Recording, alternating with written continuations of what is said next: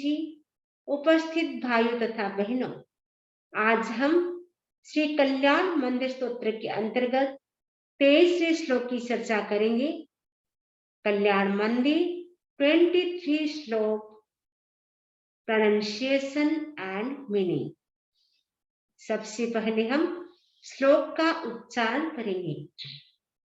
श्यामं गभीर गिरिमुज्ज्वल हेमरत्न सिंहासनस्तमिह पाव्यशिखण्डिनस्ताम् आलोकयन्ति रवसेन नदन्तमुच्चैश्चामेकराद्रिशिरसिव नमाम्बुवाहम् चामेकराद्रिशिरसिव नमाम्बुवाहम्।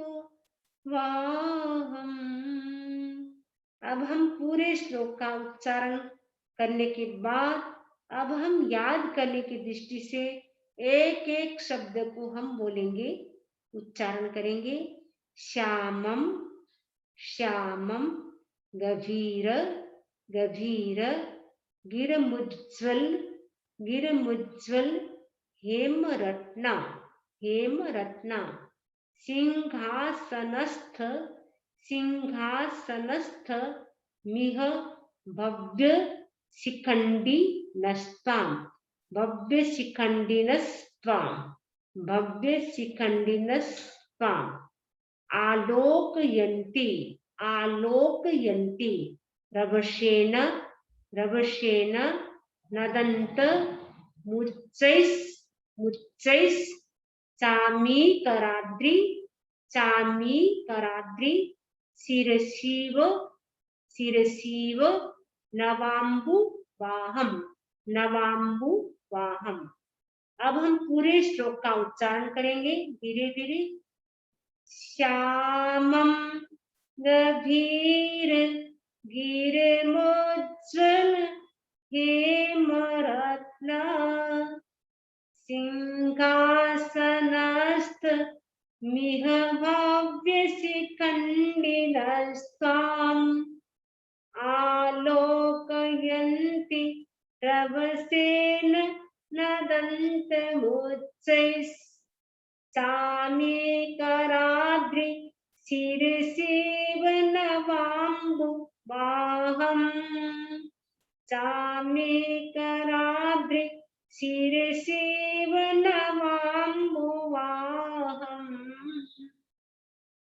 इस श्लोक में आचार्य सिद्धसेन भगवान पार्श्वनाथ को नए रूप में प्रस्तुत कर रहे हैं। उन्होंने अनेक श्लोकों में नए नए रूपों की चर्चा की।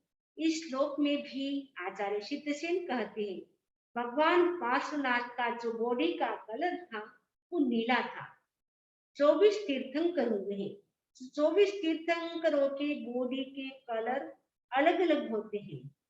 तो 16 भगवान ऐसे थे जिनका कलर गोल्डन कलर था, यानी 24 तीर्थंकरों में से 16 तीर्थंकर ऐसे थे जिनकी बॉडी का कलर येलो था, गोल्डन कलर था, और शेष 8 भगवान जिनके बॉडी का कलर अलग अलग था। जो बताया गया है कि चंद्र प्रभु और सूर्य प्रभु, 8वें भगवान है चंद्र प्रभु और 9वें भगवान सूर्य प्रभु, उनके बॉडी का कलर ब्राइट व्हाइट था।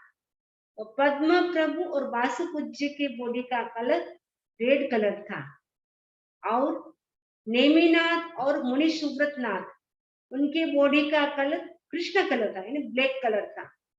मल्लीनाथ और भगवान पार्श्वनाथ की बॉडी का कलर नीला कलर था, यानी ब्लू कलर था। तो नीले रंग में एक अलग ही आकर्षण होता है। दूसरा आकर्षण है भगवान पार्श्वनाथ की वाणी का।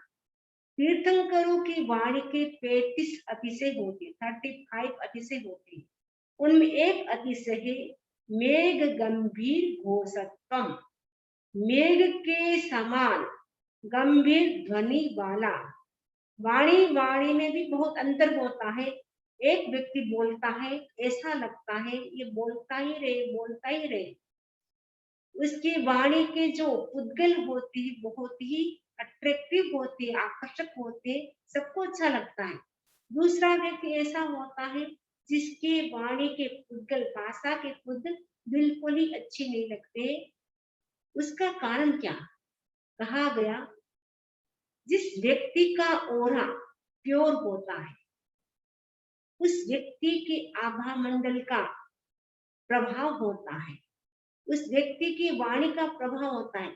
जिस व्यक्ति का आभा मंडल पवित्र नहीं होता है, उसकी जो वाणी के जो उद्गल होते हैं वो भी अच्छे नहीं होते हैं। तो जिस व्यक्ति की वाणी के प्रकंपन शक्ति केंद्र से शुरू होते हैं, वे प्रकंपन तेजस केंद्र पर आकर स्वर यंत्र में आते हैं, वह वाणी गंभीर हो जाती है, आकर्षित हो जाती है।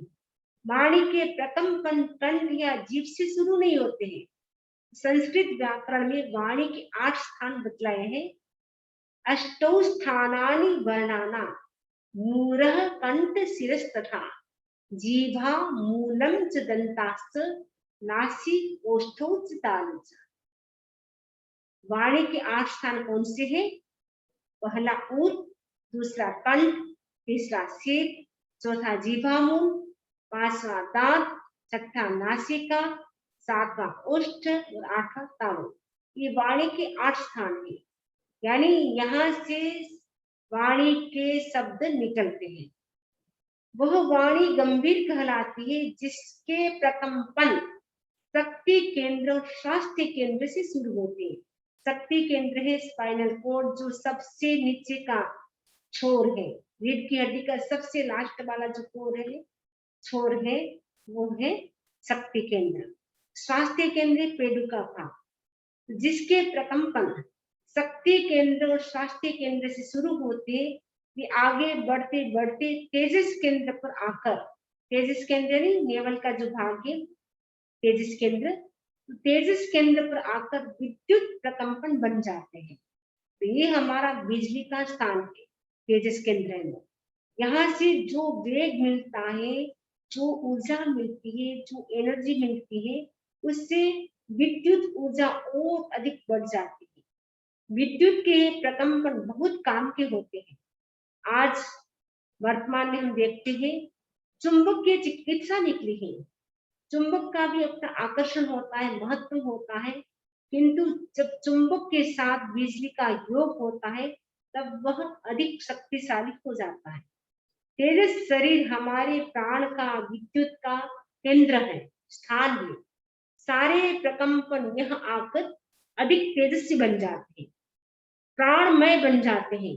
वे प्रकंपन फिर ऊपर आते हैं स्वर यंत्र के द्वारा, जीव के द्वारा बाहर आ जाती है, तब वाणी गंभीर हो जाती है। जब आचार्य तुलसी बोलते थे, उनकी वाणी इतनी लाउडली होती थी, इतनी अट्रैक्टिव होती थी, तो उनके पास घंटों घंटों लोग आते, कुछ भी नहीं बोलते, बिना बोले ही उनको आनंद की अनुभूति होती थी, उनके पास शांति की अनुभूति होती थी।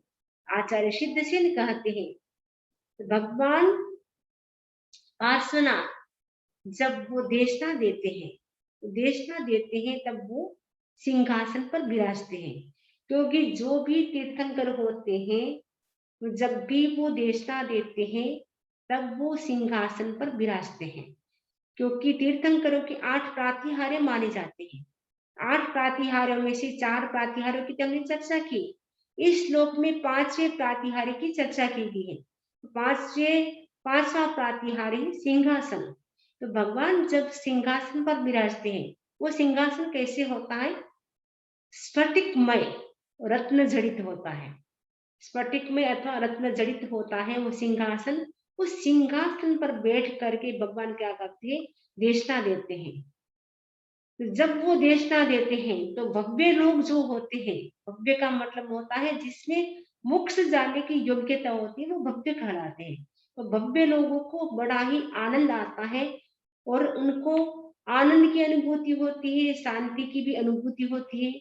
भव्य लोगों की कल्पना शिखंडी के रूप में इस श्लोक में की गई है। शिखंडी का मतलब मयूर, पीकॉक, पीकॉक के रूप में की गई है। भव्य मयूर आपको एकटक देखने लग जाते हैं, यानी भव्य रूपी जो मयूर होते हैं वो क्या करते हैं, भगवान को अपलक अनिमेष देखते रहते हैं। सहज ही ध्यान का एक प्रयोग हो जाता है। यदि हम किसी वस्तु को अपलक देखते हैं, अनिमेष दृष्टि से देखते हैं, तो ध्यान का प्रयोग हो जाता है। तो प्रेक्षा ध्यान का एक प्रयोग है अनिमेष प्रेक्षा, आंख को झपकाए बिना स्थिर होकर एक टक देखना, जिससे हठ योग की भाषा में त्राटक कहा जाता है। प्रेक्षा ध्यान में तो जिसे अनिमेष प्रेक्षा कहा जाता है, लेकिन हठ योग में जिसको त्राटक कहा जाता है। तो त्राटक का प्रयोग हमें कैसे करना है? सपोज आप सामने बैठ जाए, भगवान की मूर्ति के सामने, भगवान की मूर्ति को ही देखते रहे, भगवान की मूर्ति को अपलक बिना आंखों को झपकाए आप एकदम अपलक दृष्टि से देखते रहे।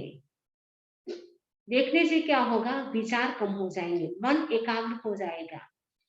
तो आपको लगे कि भगवान की मूर्ति हमारे पास थी, तो आप ओम लिख ले, या कोई और तस्वीर हो भगवान की, नवकार मंत्र की, या कुछ भी ना मिले तो एक लाइट को ले ले या दीपक को ले ले, दीपक की लो जल रही उसके ऊपर अपने मन को केंद्रित कर ले। तो त्राटक का प्रयोग भी बहुत ही अच्छा माना जाता है। उससे हम अपने मन को एकाग्र कर सकते हैं। विचार जो ज्यादा आ रहे, कई लोग बोलते इतने विचार आते, इतने विचार आते हैं, विचारों को कम करने के लिए, मन को कंसंट्रेट करने के लिए त्राटक का प्रयोग बहुत ही महत्वपूर्ण है। आचार्य सिद्धसेन अरत पार्श्व के इस रूप को उपमा के द्वारा बतला रहे हैं। स्वर्णगिरी यानी मेरु पर्वत पर जब मेघ आता है, यानी बादल आता है, तब एक तरफ स्वर्णगिरी यानी मेरु पर्वत और एक तरफ मेघ का श्याम रंग। श्याम का अर्थ ये काला नहीं है, श्याम का मतलब है ब्लू। वास्तव में श्याम का अर्थ नीला होता है, काला नहीं होता है। श्री कृष्ण जी थे, उनके बॉडी का कलर भी काला नहीं था, उनके लिए सांवरा सांवरा कहा जाता है। सांवरा का मतलब यह काला नहीं, लेकिन सांवरा का मतलब यह नीला लिया गया है। तो भिक्षु स्वामी थे, उनके बॉडी का कलर भी नीला था, यानी उनमें झाई पड़ती थी नीले कलर की। तो आचार्य तुलसी ने उनके लिए लिखा है श्याम वर्ण वाले, श्यामरा लिखा है, लेकिन श्याम वर्ण वाले भिक्षु स्वामी का रंग भी नीला था, नीली झाई वाला था। और कई ऐसे लोग भी होते, मुनि भी होते, उनके शरीर का कलर नीला भी होता है। तो जो भगवान पार्श्वनाथ है, उनकी बॉडी का कलर नीला था। और कहा जाता है जिस व्यक्ति को गर्मी की प्रॉब्लम हो या एसिडिटी की प्रॉब्लम हो, गर्मी से संबंधित कोई भी प्रॉब्लम हो, यदि उस व्यक्ति को नीले कलर का ध्यान कराया जाए तो गर्मी से संबंधित जो भी प्रॉब्लम होती है वो दूर हो जाती है। जिस व्यक्ति को एसिडिटी की प्रॉब्लम हो, यदि वो आमाशय पर वम मंत्र और साथ में नीले कलर का ध्यान करे उस पर, तो एसिडिटी की जो प्रॉब्लम है वो दूर हो सकती है। तो रंग चिकित्सा में भी नीले कलर का महत्व माना गया है, नीले कलर को बहुत ही महत्व दिया गया है। तो क्योंकि उससे शरीर की जो उष्मा होती, गर्मी होती, वो भी शांत हो जाती है, गर्मी से संबंधित जो भी रोग होते हैं वो भी दूर हो जाते हैं।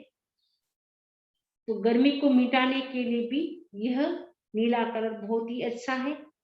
तो पार्श्व भगवान जो थे, उनका जो चमकता हुआ नीला रंग है वो आकर्षण का विषय बन गया है। तो साथ में भगवान की जो गंभीर वाणी है वो भी आकर्षण का केंद्र बन गई है, क्योंकि तीर्थंकर की वाणी का इतना अतिशय होता है। उनकी वाणी को जब व्यक्ति सुनता है, उस समय न उनको भूख सताती है, न प्यास सताती है, न गर्मी सताती है, क्योंकि भगवान की जो वाणी होती है वो इफेक्टिव होती है, प्रभावशाली होती है।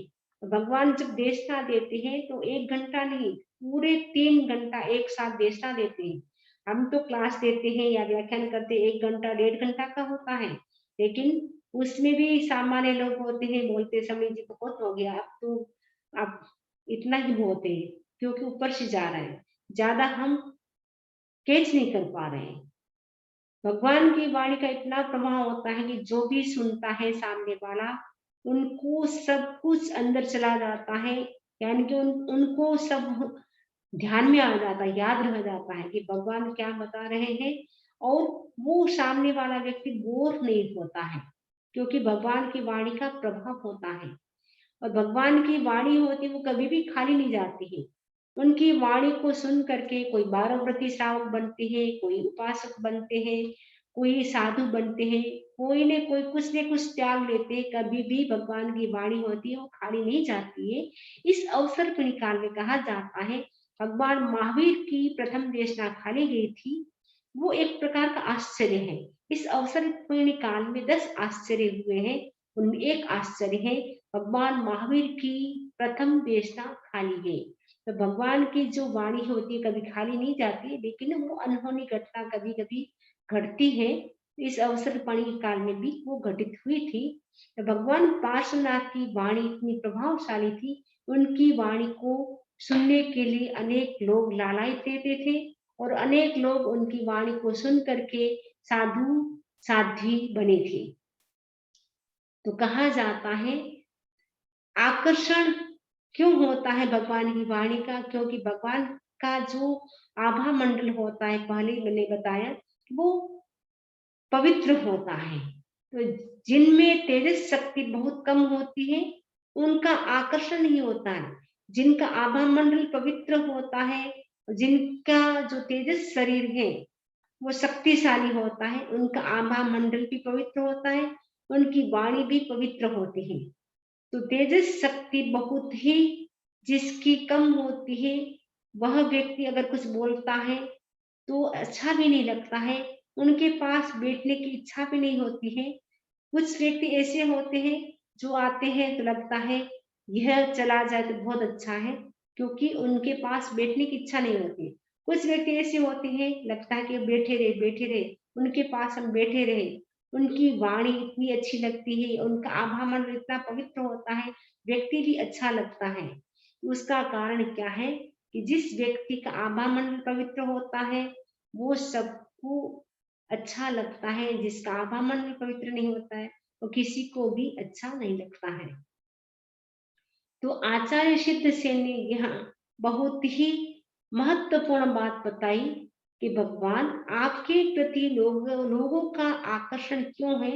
आकर्षण का कारण है आपका श्याम वर्ण और आपकी गंभीर वाणी, ये दोनों ही आकर्षण के विषय बने हुए हैं।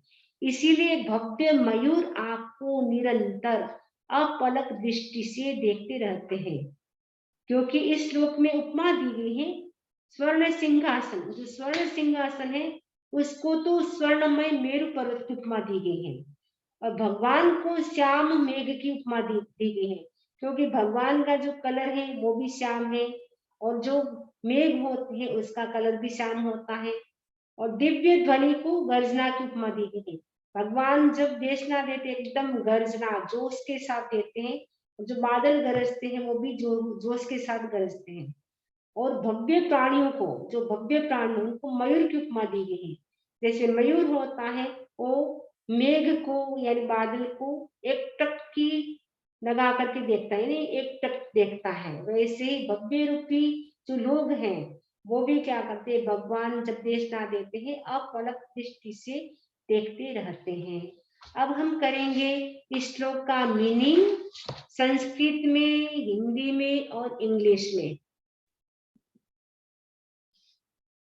भव्य शिखंडिनः, संस्कृत में है भव्य शिखंडिनः, भव्य प्राणी रूप मयूर, peacocks like worthy people, peacocks like worthy people, श्यामम नीली आभा वाले एवं of blue aura, of blue aura, गभीर गिराम सुचयः, गभीर गिराम सुचयः, गंभीर वाणी वाले,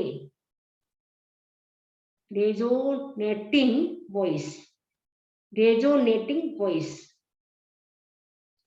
उज्ज्वल देदीप्यमान, उज्ज्वल देदीप्यमान, अट्रैक्टिव और इम्प्रेसिव, अट्रैक्टिव और इम्प्रेसिव। नेक्स्ट है हेम रत्ना, संस्कृत में है हेम रत्न, हेम मीन्स सोना होता है, रत्न भी होता है। हेम रत्ना, हेम का मतलब सोना, रत्न का मतलब रत्न।